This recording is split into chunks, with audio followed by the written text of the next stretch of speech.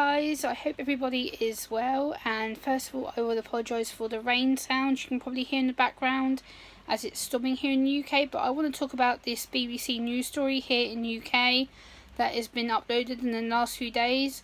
It says, autism in children, many families face council discrimination. So I'm going to scan down and keep my opinions and read down to what it says. So it says, more than a quarter of English councils are acting unlawfully by discriminating against children with autism, according to a report by the disability law expert. 41 out of 149 local authorities have policies that have denied families social care assessments. Acting Lib Dem politics leader Sir Ed Davey, a patron of the service, said some cases were discriminatory and unacceptable. The local government association said councils were doing all they can. Judith Blake, chair of the LGA's Children and Young People Board, said councils are under huge strain as a result of the rising demand for support, seeing an increase of 10% in education, health and care plans in the last 12 months. Children with autism have the right to be treated the same as any other disabled child under the Equality Act. I agree. Local councils are legally required to assess disabled children to deliver the social care support they and their families would need, such as respite care and social clubs. Again, agree. The report found councils were blocking assessments and would only allow them if the child had an additional disability or showed a level of challenging behaviour or had been given an official diagnosis of autism. Right, so they're basically denying them based on disability factors and mental health factors. And now I'm going to read a mother's statement. A mother called Natalie Fawcett has said, she's from Scarborough, said she was desperate for a break from caring for her 14-year-old son Jordan, who has been diagnosed with autism, a moderate learning disability and severe anxiety. It's a constant battle to get help and support. We're absolutely not coping at all. Jordan doesn't sleep well, and some nights I don't go to bed. Very recently I've been up for 50 hours. Miss Fawcett said she has requested help over the past 6 years for Jordan to attend a suitable out-of-school club. I don't feel the support offered by the local council is adequate or appropriate. I don't feel it's meeting my needs, and it certainly isn't meeting Jordan's. The report hasn't named the 41 councils, but the BBC knows the county council in North Yorkshire, where the Fawcett family lives, was one of them. The council said its policies were neither unlawful nor discriminatory. Stuart Carlton, corporate director of Children and Young People Services, said, we ensure that families whose children have been diagnosed with autism receive a social care assessment, if requested by the family or another professional with the family's consent. These assessments identify any social support you can include in respite care. For those children who don't have a formal autism diagnosis and don't meet the criteria for the Disabled Children's Service, we do all we can to support them in schools and within other education settings. I'll scan down again. And Sir Ed Davey says the way some families of autistic children were being treated was totally unlawful, discriminatory and unacceptable. These children only have one chance at childhood, and if the law and the local authorities doesn't support them, then those precious moments will be wasted. It's vital those in charge of social care and every local authority step up to the plate, review the policies and make sure children are getting the best social care needs assessments and support the law says that they should be receiving. The Liberal Democrat MP has written an open letter to councils highlighting systematic and widespread discrimination against autistic children, and without naming the councils has urged them to put things right. The government said it has been increasing high needs funding for local authorities by $780 million this year and a further $730 million in 2021 to 2022, boosting the total budget for supporting those with the most complex needs to more than $8 billion for that year.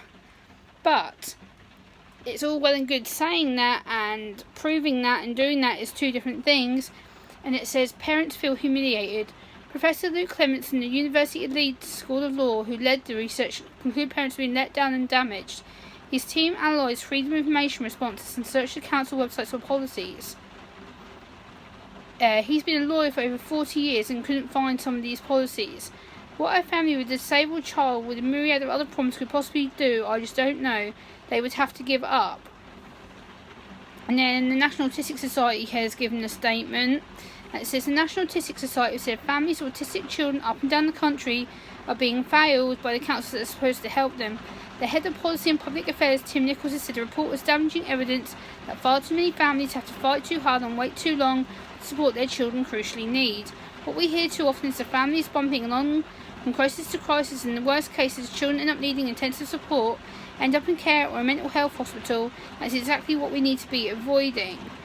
and then I will end the video with this. And it says, so how did the BBC come to research this story and come up with their facts? The BBC launched its investigation in 2019 after families of autistic children and charity supporting them, namely the Disability Law Service and Cerebra, said there were serious problems in access and assessment. The Disability Law Service carried out some of its own research in 2017, which found some council policies to be unlawful. The BBC decided to contact every English council to find that discrimination had been widespread.